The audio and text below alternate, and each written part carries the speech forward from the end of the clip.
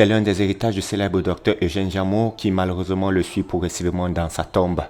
C'est dans ces bâtiments qu'il a longtemps lutté contre la maladie du sommeil en 1922. Pour sauver l'hôpital Jameau d'Ayos, département d'Union et Foumou, les populations ont désespérément appelé les pouvoirs publics au secours. À la suite de l'interpellation que j'avais lancée à l'Assemblée pour dire que l'hôpital Jameau se mourait, comment pouvez-vous penser qu'un hôpital sans eau, sans électricité, on pouvait appeler ça hôpital? La situation est pire. Des bâtiments vétustes, des services abandonnés, équipements obsolètes, l'infrastructure est non fonctionnelle à près de 80%. L'hôpital régional annexe d'Ayos, qui servait de soutien aux populations, est quasiment dans le même état.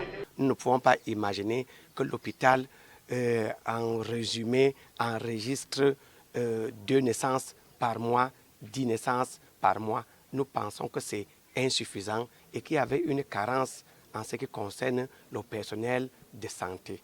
Descendu sur place, le ministre de la Santé publique, après constat, veut redonner vie à ces infrastructures. Pour ce faire, le docteur Manaouda Malachi a réuni l'ensemble des autorités locales au cours d'une réunion. Un plan de relance des activités a été élaboré. D'abord, dans un premier temps, il va consister en l'autonomisation de l'hôpital en eau et en électricité, parce que c'est un gros souci ici. Nous avons d'ailleurs des équipements qui ne peuvent pas fonctionner parce que l'électricité n'est pas tout à fait présente ici. Et puis, c'est pas constant en termes de services fournis à l'hôpital.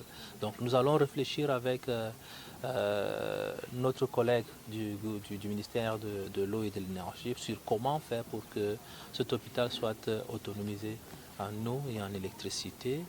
Nous avons également demandé à l'autorité administrative et municipale de travailler avec nos collaborateurs ici pour la sécurisation du site de l'hôpital. Sur un autre plan, le plan infrastructurel, nous avons vu qu'il y a beaucoup, n'est-ce pas, de bâtiments qui sont déjà devenus vétustes, qu'il faudrait réhabiliter et peut-être réfléchir encore pour faire vivre l'hôpital.